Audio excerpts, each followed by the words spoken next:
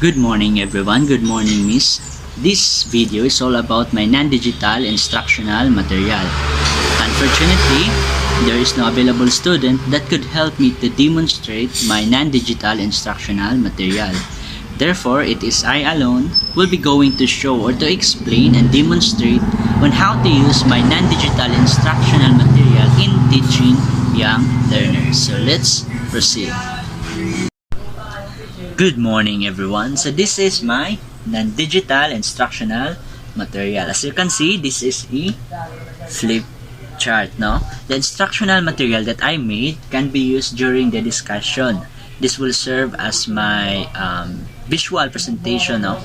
Or visual presentation of the said topic. No? This is in line with the grade level, grade 5 MAPI Health, no? 4th quarter, week 1. No? This will serve as my guide in the introduction of the said topic, which is injury, safety, and first aid. Using this flip chart as visual aid presentation not only helps draw-in learners, but make it easier for them to remember the concept they've just learned. The simple pictures and words about the topic offer an easy way for learners to link the concept to the picture. So before the proper discussion of the said topic, I have prepared a short motivational activity for the students so that they will gain some ideas on what we'll be going to discuss this morning. So I have here prepared a motivational envelope. So inside here are also some envelopes that has pictures.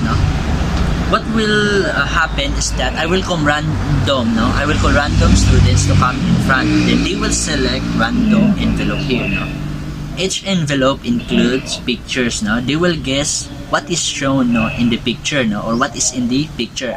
Then each envelope also includes different prices, If they guess it correctly, then they will have the prices. For example, this one. So this one will be guessed by the students. This one is a bandage or bandages. If the student gets it right, then he or she will receive a prize. This one. Another one. So the next one, these are gloves. Again, after he or she will state his or her answer, I will show also the correct answer. These are gloves. If he or she gets it right, then he or she will receive a prize. So that is all for my motivational activity. Now let's proceed on how to use my non-digital instructional material. So during the discussion, this flip chart will be displayed in front, so that it will be visible to all my students or learners. Here in the front page of the flip chart, it includes the title of the lesson, which is injury, safety, and first aid. So next one, we also have here the objectives of the lesson.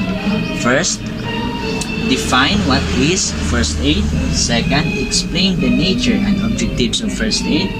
And lastly, discuss the basic supplies of first aid. So what will happen in this first page is that I will go, it is I who is going to read, the title of the lesson and the objectives of the lesson, Let's proceed to the second page. Here in the second page, it includes the definition of first aid. What is first aid? First is that I will going to ask students about their ideas, thoughts or opinions on what is first aid.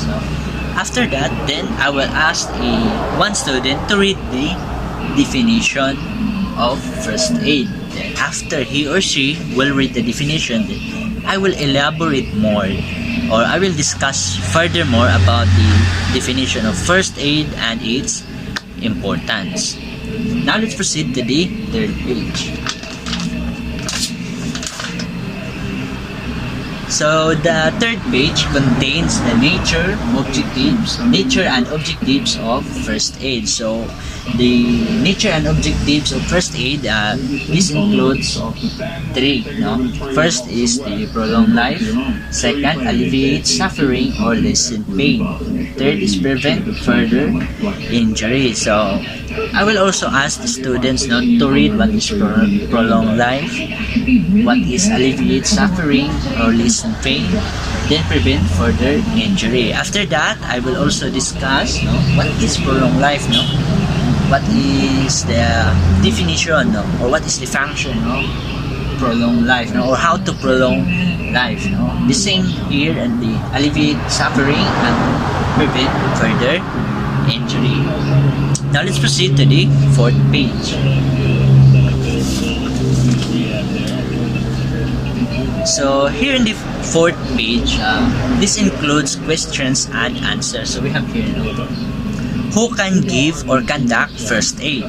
And second question is, when do we apply first aid? So what will happen here is that I will ask first my students about these questions. It is very important to stay or to have an interaction during this discussion, so that they will also be involved in the process of learning, in the process of teaching.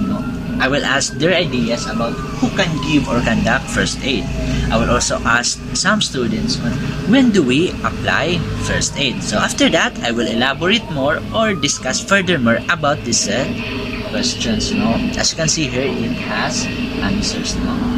Who can give or conduct first aid? It was stated here. A first aider is someone who has undertaken training appropriate to circumstances. So I will elaborate more about that. The same here. And when do we apply first aid? So in the fifth page.